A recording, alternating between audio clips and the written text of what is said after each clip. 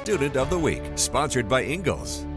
Well, it's our favorite segment of the week. That is Storm Team Student of the Week. With me is Isabella Canosa. Bella, are you excited to be here? Yes. You're looking very sharp today. How are you doing?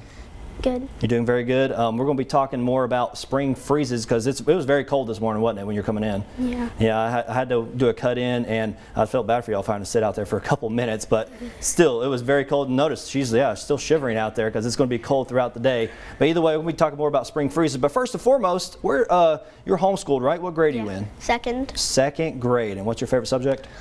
Science. Science. And I know you just said you like the auroras, right? Do you remember the last time you saw an aurora? No, I can't remember the date.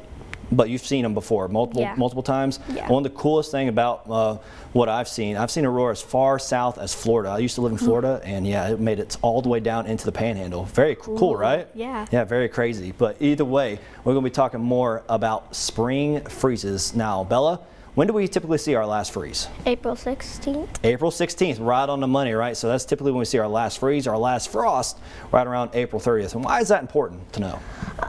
Because if you start planting like before that time, your plants might like get dead. Yeah, they might die, right? If we see a freeze happening like we are this current weekend, then that could spark some issues for plants, right? So typically our average last freeze is April 16th.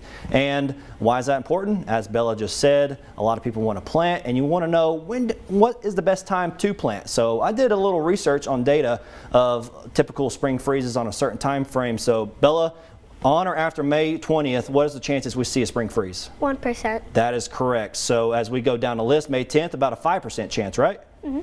And then we approaching towards late April, April 30th, what's the chances? 17%. 17%. And then April 20th? 34%. That's right. And then on or after April 10th?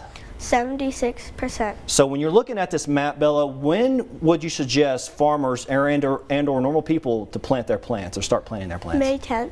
Right around May 10th, right? So we typically say closer to Mother's Day weekend is when we start to see when you should go out and start planting. But either way, Bella, thank you for the help today. Are you going to go out and plant anything? No. What about your mom? Does your mom plant anything? She wants to. She wants to? Maybe some flowers? No. No flowers? maybe she'll plant something. But either way, Bella, do you have any questions for me? When can I get a job here? Oh, you're going to have to ask my boss that. Maybe you could take my job because you did a very good job today. Either way, give me a fist bump and say back to you. Back to you. I like that. Yeah, confidence. You better watch yourself, Sarah. Listen, I know. Wants a seat at the table. Exactly. She deserves it. She did a great job. If you have a child who would like to be our Storm Team Student of the Week, log on to WJHL.com and fill out an entry form.